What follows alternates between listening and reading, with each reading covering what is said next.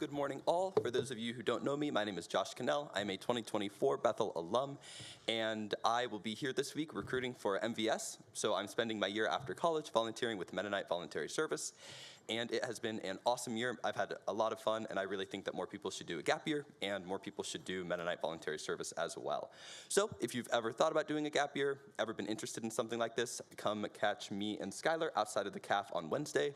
We will also be at chapel on Wednesday, so you can catch us there. And just come talk to us, ask us any questions you have. Like I said, I've had a great year, and I really think that more people should do a gap year. So come catch us on Wednesday.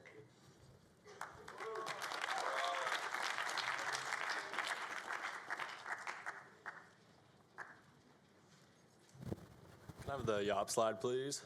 Thank you. All right, so really excited for YOP. We're actually going to do 2 contests this year. One of them is going to be athletes, performers, anything like that kind of. So if you're an athlete out there that has a really fun ritual before your game, if you're an actor that has a fun ritual, what do you do before your stuff? Let us know. It's going to be a micro essay. And then the next contest is going to be a poetry contest. If you're out there and you have some poetry that you haven't released to the world, let us know. And then at the bottom, just send your submissions to yop@bethelks.edu or Siobhan Scary, or Frank Driscoll, myself, or any of the YOP editors that you know. So yeah, keep your eye out for some posters around the school, and yeah, thank you.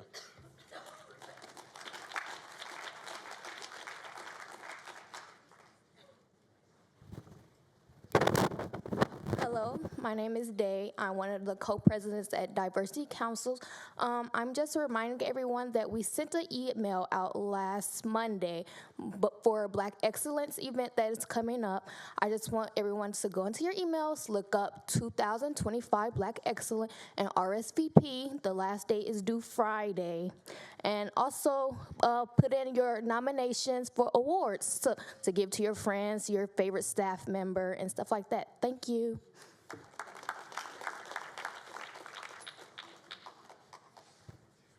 Hi, everyone. Trent Voth here. I want you to know that we are hosting our Forensics Showcase next Monday in Convo. Many of you know that Bethel has a pretty outstanding forensics program, a nationally recognized forensics program, and the Forensics Showcase is an opportunity for them to share their gifts with us and for us to share some appreciation for what the forensics program is here at Bethel. And also, forensics is an artistic performance. So there's material in forensics productions that is intended to provoke, intended to offend, even shake you into awareness of issues. So we want you to use wise discretion if you want to be present for a forensics showcase next Monday.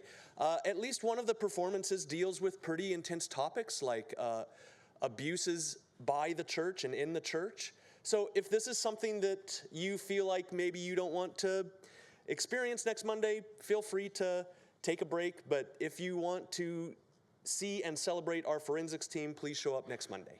Thank you.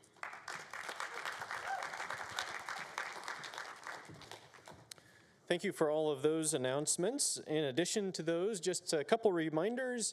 First of all, we do take photographs of the audience. These are mainly in case there's a discrepancy between our records and if you don't show up with your attendance credit, then you can pick yourself out in the picture and get your credit that way. Also, please remember, I see most of you have remembered that we will be dismissing from the front first. We will continue that process. It got us out in record time last time. I think we'll be even faster this time. Also, we are planning that we are going to begin closing some of the doors during Convocation for privacy so that some of the noise that sometimes floats in from the outside doesn't come in and disturb us here in the auditorium, just so you're aware of those changes as well. For this morning, we have a real treat in that we get to hear about undergraduate research, internships, and creative activity, or Eureka opportunities here at Bethel College, and you get to hear from several of your fellow students. As we begin, I'd like to invite Lisa Jansen-Scott, who serves on the Eureka Committee, to introduce things for this morning. Lisa. Good morning. As Peter mentioned, Eureka is an acronym that you hear on this campus. It represents undergraduate research, internships, and creative activities.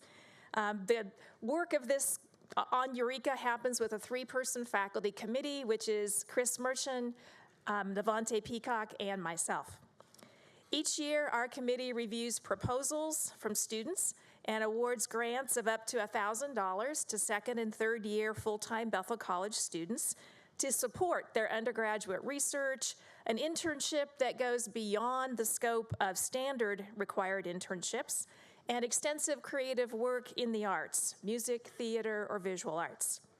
This morning, the recipients of the 24-25 Eureka grants will be telling you a little bit about why they applied for the grant, how they've used the funds to help them in their projects, and a little bit about their experience as a researcher.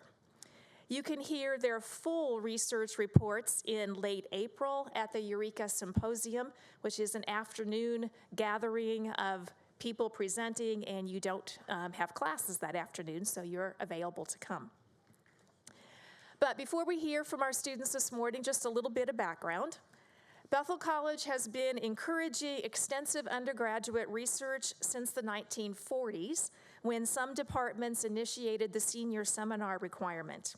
Now, all majors require either a senior seminar, an internship, or a practicum, or a recital or exhibit of creative work. In the early 2000s, the Eureka Grants and the Eureka Symposium were launched to encourage students to take their research just a little bit further. The Eureka Grants are funded from several sources.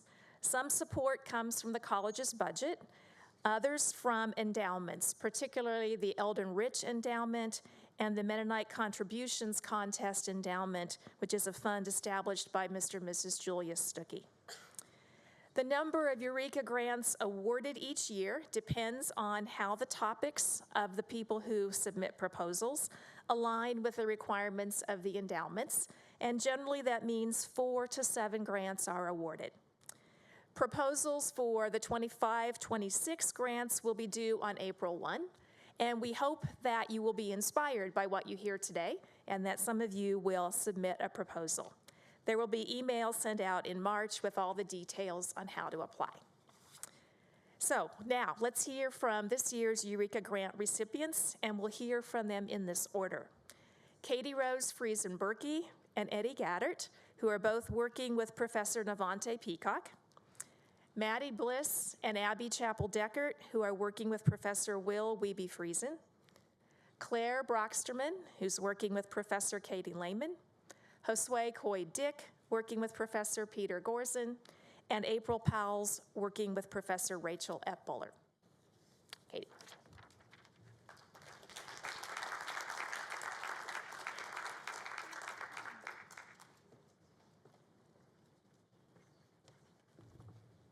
All right, hi guys, my name is Katie Rose, and so I used the funds from the Eureka Grant for my senior research, which is titled Wired for Connection, Alpha Asymmetry During Virtual and Face-to-Face Social Interactions. So just to give you a brief overview of my research, it examines how different types of social connections, so virtual or face-to-face, affect brain activity, our positive and negative affects, so emotions, and then perceive fulfillment differently. Specifically, I'm looking at participants' alpha asymmetry scores by using an EEG to track brain activity, and then I'm having participants respond to a self-report survey that has items that measure positive and negative affect and perceive fulfillment.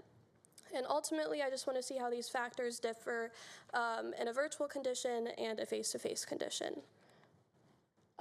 So why this topic? I chose this topic because there's a lot of pre-existing research that shows that connecting with others is central to who we are as humans. It's an innate need. It really helps our mental and physical well-being and just a lot of different things. However, the way that we interact and form relationships with others has shifted a lot in recent years due to the recent rise of social media. So now we can connect with others online and in person. Despite this shift, research is still lacking when it comes to understanding how virtual interactions compare to face-to-face interactions and their impact on brain activity, emotional well-being, and fulfillment. And since social media is going to continue to play a large role in our lives, I think that it's really important that we fill this gap in literature and we understand which social connections are the most fulfilling and rewarding. So I applied to the Eureka grant for a couple of different reasons. First off, it was a great and super valuable opportunity to apply for money that would help my senior research run in a very smooth way and just as successful as possible. I needed some resources that would have been really difficult to access without the money that comes from the Eureka grant, and so that helped me a lot. And then also I've noticed that it's a really strong addition to your resume, especially if you're looking to apply to grad school. Securing research funding for your own research project demonstrates your ability to secure funding for your own research project, which just shows initiative, research potential, and your ability to complete proposals and stuff like that. And so it can be really good to add to your resume if you're looking to do that. Now I'll talk about how the grant specifically helped my research. I used it for a couple different things. The first one was participant incentives. Bethel College's voluntary student participation is relatively low, especially when it comes to projects that require greater involvement and time commitment. And since my project required students to come into the lab and give about like an hour of their time, I used the money from the Eureka grant to pay participants and get more student involvement. And so every participant that partakes in my research project gets $10 for just participating. And then also, I used an EEG for my research project, like I said, and the EEG batteries that we have in the psych department are relatively old, and it was suggested that we have access to a couple of functioning EEG batteries, and so I applied to the grant as a way to help fund this. And then finally, for anyone who's considering research or thinking about applying for the Eureka grant, my biggest piece of advice would just be to apply. It's a great opportunity to support your research, gain experience, and make your project stronger. The application process itself is a great chance to clarify and kind of refine your ideas and your interests, and it never hurts to just apply and see what happens. And if you are accepted as a Eureka grant recipient, it can benefit your research in lots of different ways. Thank you.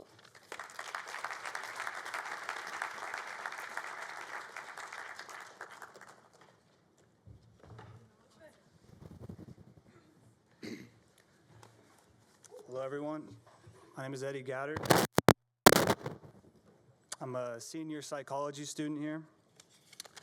And my project, my senior thesis project, is investigating human detection of AI-generated content, a signal detection theory approach. I don't have any slides because they said that was optional, so I'll get right into it. I'll get a little bit of a background on what my project kind of entails. It's basically we were looking at whether or not humans can tell the difference between a picture of a human face versus an AI-generated picture of a human face. It's a lot more complicated than that, but I'll get into that at my actual Eureka presentation. But I decided on this research topic because I've been fascinated with AI research since about 2019. When I saw a tech demo from Google showcasing a voice assistant making appointments with real people on someone's behalf, I thought that was pretty cool. And I applied for the Eureka grant because I figured we all have to do a research project either way, so I thought I may as well apply for the Eureka grant on the off chance that I was accepted. I believe that the Eureka grant offers you more resources to conduct your study, as well as a larger audience to present your research. And the funds that I was given by the Eureka grant helped me with one of the biggest challenges Bethel College students face. Katie actually talked about it. It is the lack of participants for a given research study. That's a big problem, because it's hard to find any significant data when you have such a small pool of participants. So I was able to use my Eureka grant money to actually pay online participants. I got around 250 participants for my study, which went a long way in developing my research. It also helped me, because of the Eureka Grant, I was encouraged by my professor to apply to poster my research at a national psychology conference in Denver. So some of those remaining funds will go towards footing that bill. And I will say that the Eureka Grant, in all honesty, probably allowed me to build a study worth submitting to that conference. So my topic started off a lot more complicated than it is now. I had to refine it a lot. I think I'll say this: when you're planning your research study, make sure that you are thinking about what you can accomplish with the resources that you have available. Bethel is a small college, and we don't have, a lot of what other larger institutions might have, so just keep that in mind. But the Eureka Grant, if you are accepted, can help you with that. So, have I encountered any unexpected blessings or difficulties? I'll say that the Eureka Grant was definitely a blessing. Like Katie Rose talked about, it looks pretty good on a graduate application. I'm pretty sure that's 99% of the reason I was accepted into my graduate program. I will say that one of the difficulties that I carried out with my research was the statistical analyzation. If you are planning to do any work with statistical computing software, such as RStudio, which is the psychology department, we use that, make sure you have a solid coding basis or background, or like in my case, you have a qualified helper willing to give you a hand. I'll thank Dr. Peacock. I think he's sitting over there. He spent a lot of time helping me out because I have no clue how to do any of that. So I say this: what I've learned about the research process, I think my largest takeaway is that researchers are just out there kind of using their free will. A lot of research is funded in a constraining way that limits what a researcher can and cannot focus on. But in my case, with the help from the grant, I was able to actually do something that interests me. And I've been able to see that, the research papers you might read that are really boring and about obscure topics are just someone's passion project. And finally, to the question, what advice would you give to those thinking about applying for the Eureka Grant? I would say definitely go for it. Last year I applied on my phone. Right after this convo, they had a little QR code, and it took me about 10 minutes probably. If you're even considering applying, I 100% recommend it. It opened a lot of pathways for me and has made my senior research a lot more meaningful. So thank you.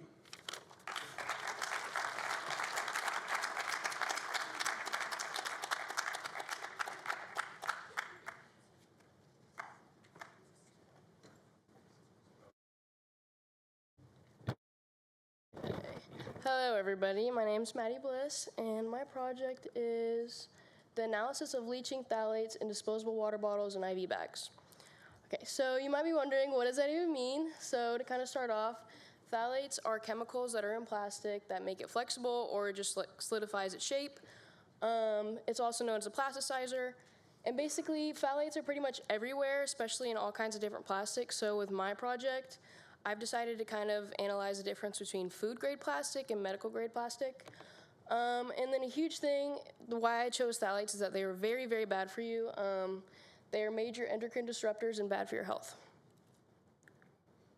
Okay, and then why did I choose this? So a big thing of mine is that I am very passionate about chemistry, and I'm very passionate about healthcare. I will be attending med school next semester, so this is kind of a way for me to get into researching human causes of diseases.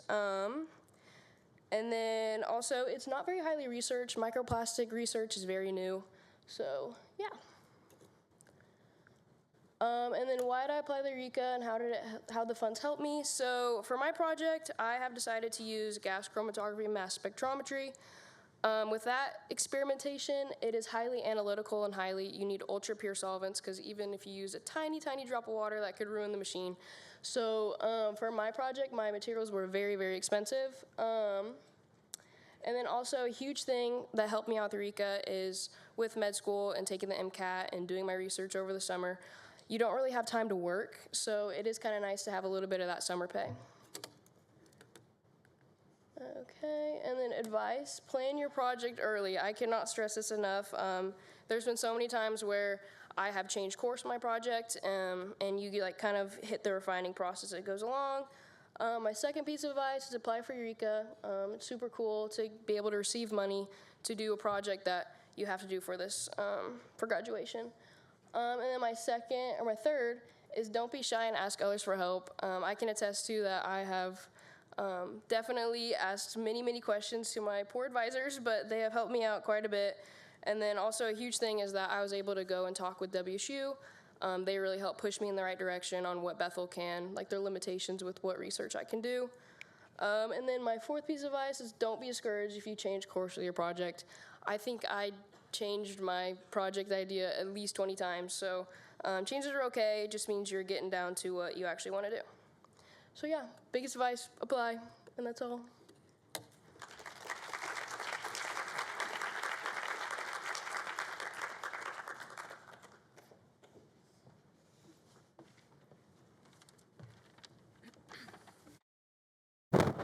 My name is Abby Deckert, and I'm a natural sciences major, and my project is called Comparison of Lactobacilli Growth and Lactic Acid Presence in Fermented Vegetables. And I do have slides. So a little short summary of my project is that I fermented vegetables for 2 weeks. I fermented cauliflower, carrots, and garlic. And I measured lactobacillus growth, which if you go to the next slide, there's a picture of what those look like. Yeah, so I measured lactobacillus growth, which is an important bacteria in gut health. And then I also measured lactic acid, which is vital for lactic acid fermentation, which is the kind of fermentation I was doing.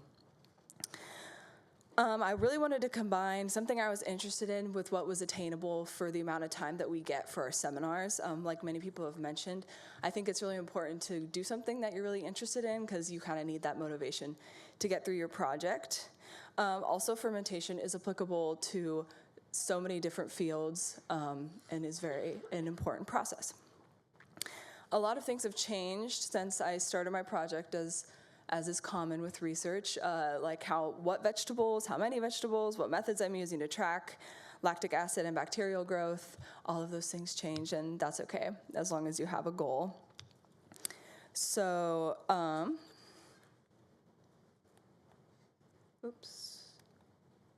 So why did I apply to the Eureka grant? So with consultation with faculty, I realized the best way for me to measure lactobacillus growth was with these plates, and they have media that kills all bacteria except for lactobacillus strains, which is very helpful. But these plates are very expensive and was more than the chemistry department could handle, I guess. And so I applied for the Eureka grant for the supplies, and then also that's the amount of tubes, that's a relatively small amount of tubes I used actually per day, so that or more each day for 2 weeks. So a lot of materials that are expensive. And it helped me to get these materials that really helped me on my project, and it also allowed me to get started in the summer.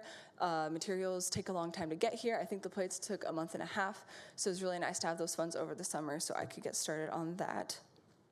And it's also really helpful to have a budget for your project because it helps you make the most of your materials. I knew I couldn't buy more plates, so I had to make the most of that.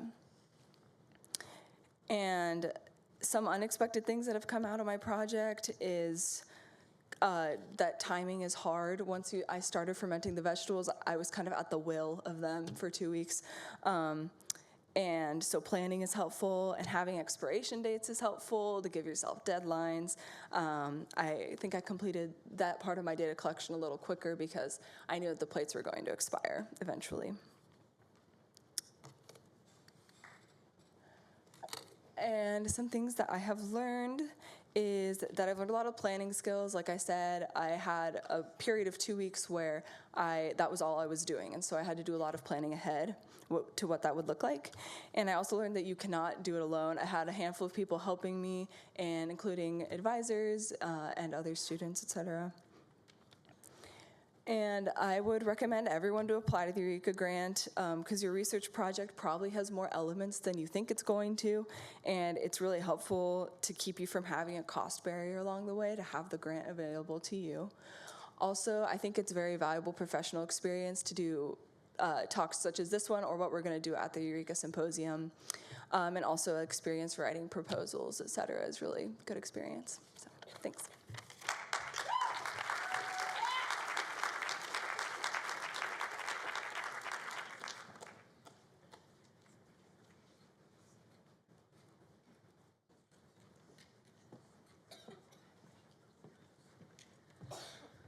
Okay, good morning. My voice, it's a little cracky. I've been sick over the weekend, so just bear with me on that. So I'm going to be talking a little bit about my REACH experience, more like how I came about my project, why I applied for REACH, and then kind of where I am now just briefly. So my project is the development of iron oxide nanobiotics, and I know that's a lot of words just thrown at you, but basically all that means is I'm making really, really tiny metal balls that I'm hoping that I can get to be antibacterial through functionalizing them. And so when I first started thinking about my senior project, kind of like Maddie, I knew that I had an interest in medicine and healthcare, but then I also knew that I really, really loved chemical synthesis and chemistry. So I wanted to take on the challenge of trying to find a way to combine both of those so that I could advance science in some way and also challenge myself as a researcher during my senior project. So, as you do when you're trying to figure out your topic for your senior thesis, I read a lot of papers. It was very tedious. I did a lot of Googling, and I finally came across this one paper that is talking about the pharmaceutical struggle that we have on creating novel, like new antibiotics to combat antibacterial resistance. And there was a quote that really caught my eye and kind of just gave me a light bulb moment, and it says, "On the basis of our predictive statistical models, there were an estimated 4.95 million deaths associated with antimicrobial resistance in 2019. And the 4.95 million for bacterial infections really just blew my mind because that's an outrageous number and the statistic for that is just extremely high. So I wanted to see if from a chemical side, I could synthesize something that could maybe add to the knowledge of antibacterial agents and maybe improve science in that way, which is kind of what I'm working to do. And so kind of why I applied for Eureka. So research can be cheap, but in general, it is not cheap. It is super expensive, especially with a project like mine where there's several components, several different layers and factors, and it's really big and complex. So I knew that I was going to need money for finances to finance my project. And so that alone was a big reason why I applied. But also, like Maddie, I took the MCAT this summer. I was applying to med school, so it was a nice, easy way to also get some pay without having to worry about finances too much. So would highly, highly encourage you to apply, even if you're not sure, you're on the fence. I'd say do it anyway. There's no cons to it. And then kind of where I am now for my project, I'm not going to go into detail because if you want the details, you can come on April 24th when we all present. But I originally started with 3 particles, or planned to make 3. That is now cut down to 2 because of time, and it's just working out so much better. I already have the first particles done. You can see they're in the bottom of the flask. I know they're kind of hard to see because they're darker, but they have little silver white specks in them, which is very promising, and I'm super excited to test those and see if those will be antibacterial like I am predicting that they will.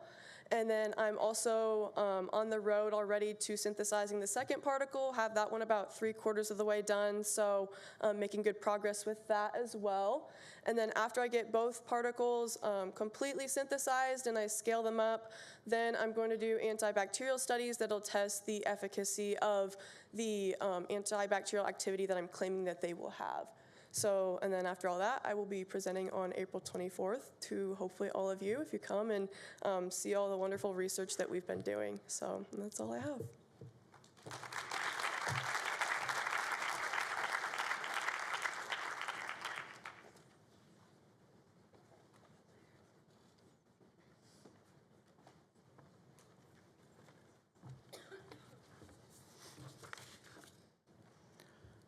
My name is Josue, and my advisors are Peter Gorzen and Mark Jansen.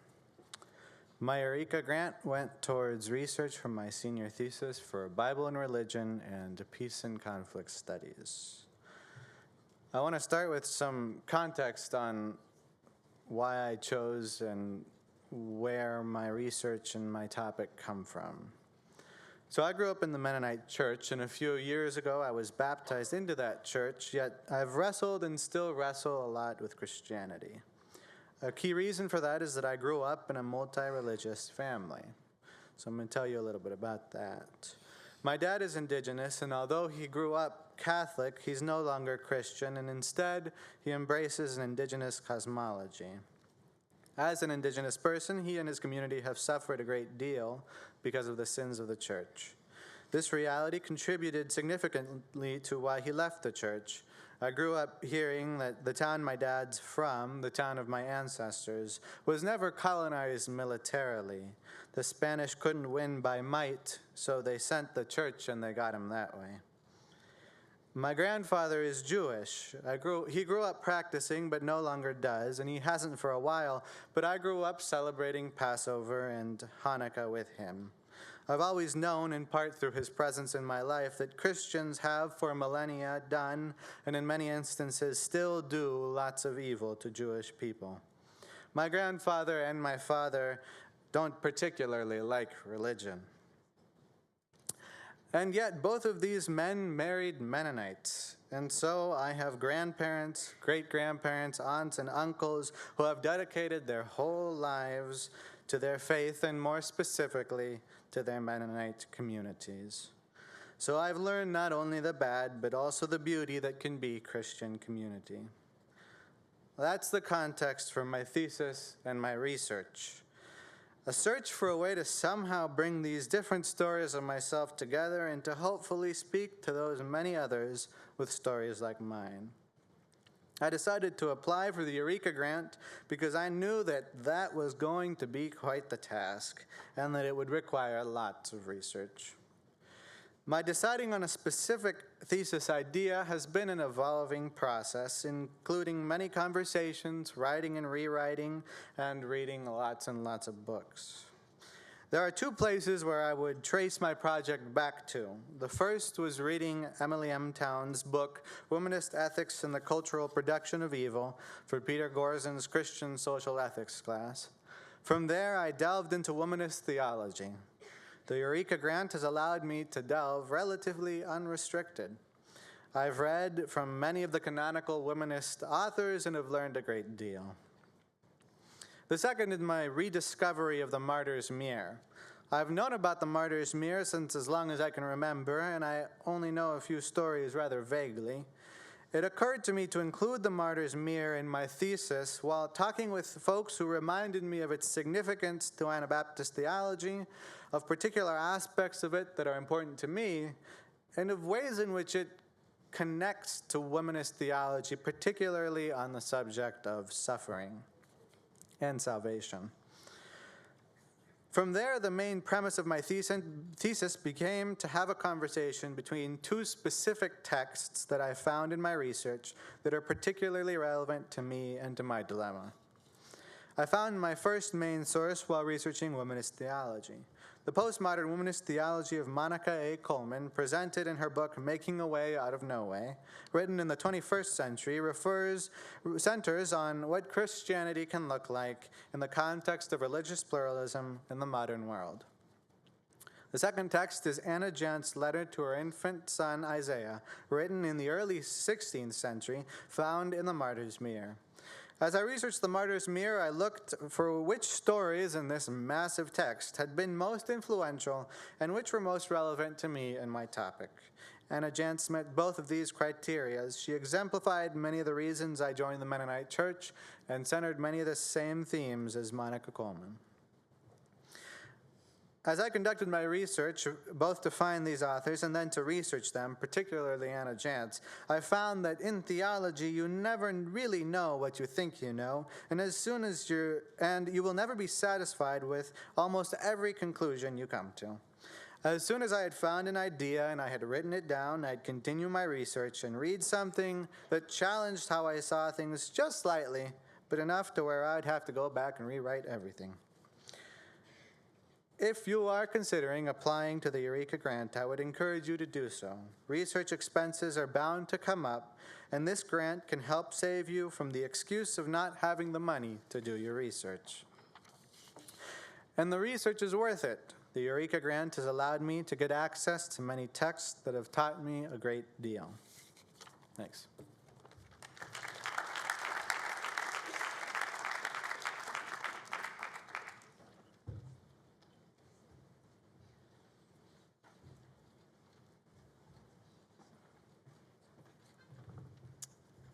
Hello, everyone. I have a big, long script that I am not going to read all the way through, so bear with me. All right, my senior project is a little different from the projects you all have just heard about. Because I'm an art student, my requirements are a little different. I will be completing a large body of work, roughly 12 to 15 pieces that all connect with one another in some way, and I am required to present them in the Regier Art Gallery, just like right across the way, in April. So that's gonna happen around the time of Eureka. When I declare my major, I am also asked to pick an emphasis of study. So I chose printmaking, and before I get started explaining what my project is, I kind of want to explain a little bit about printmaking. And I do have a video, but it looks like it's not gonna work. Maybe? Cool, we'll look at that in a second. Okay, so printmaking is an art form that involves transferring an image from a template to another surface, such as fabric or paper. A lot of people think I'm doing digital art when I say I'm a printmaker, just because they think of printers, and that's completely understandable. But printmaking is typically a manual process that utilizes a printing press, very similar to the Gutenberg printing press, which was the first one. Think of the template as a giant stamp. So my process is I make a very large stamp, and then I send it through the printing press, and it makes an image. So my project is essentially a children's book without words, and the reason I'm doing this is because I have always been in love with stories. I love stories, and I think that they allow us to take ourselves into a world and an experience that we might not get the chance to experience, and I think that's very valuable. But my storyline that I'm going to be putting into a visual series is I'm following a fox and a baby rabbit as they embark on a journey to find the rabbit's home after being displaced. It's a very typical kind of children's story plot, but I wanted to make it something simple enough to show entirely with image. I'm going to be using two different kinds of printmaking, reductive lino cut and plexiglass etching, which I'm hoping we can see examples of each here. These bottom images that say layer 1, layer 2, and layer 3 are an example of reductive lino cuts, and one powerful nice thing about reductive lino cuts is that you can use multiple colors in the prints. So the first layer will be one color, and then you can do a second layer, which can be another color, and then a third layer. So that third image over there has 3 different shades of blue, because apparently I like blue. And then plexiglass etching is a little different. You take like a giant sheet of plexiglass and you basically just scratch an image into it, and then you fill those little scratches with ink, and then you run it through the press. And if the video works, we can see what that looks like when it comes off the press. If not, that's okay. Maybe not. Is that a no? Okay, cool. Either way, but you can kind of see the plate here on the left is under that piece of paper, and you can kind of see the image pulling up as you peel off the paper. It's really cool to see, and I'm sure if you get on Instagram and Google it, you can see some videos. Anyway, this next slide shows a little bit about what my timeline has looked like this past year. I definitely didn't think that this is what I was going to be doing when I started last spring. The nature of projects, as we've all talked about, is that they change over time. You think you're going to start out with one thing, and then you're doing something completely different.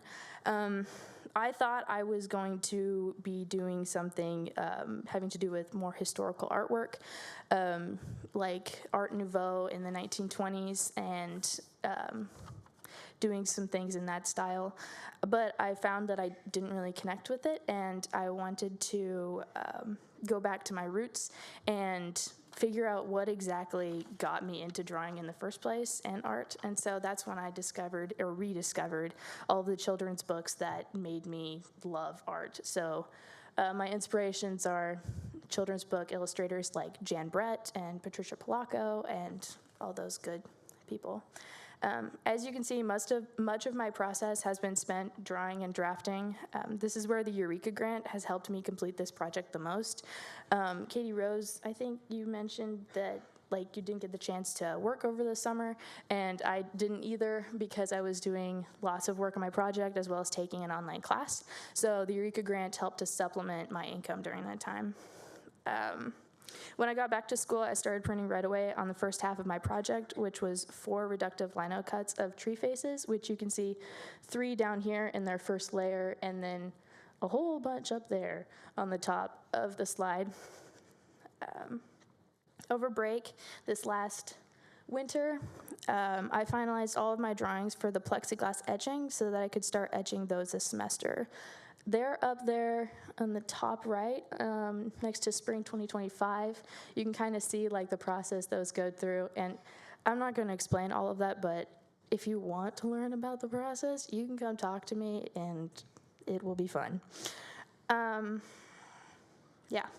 So I'm completing 8 of the plexiglass etchings. I'm on the 3rd one, and that is where I'm at in the project right now.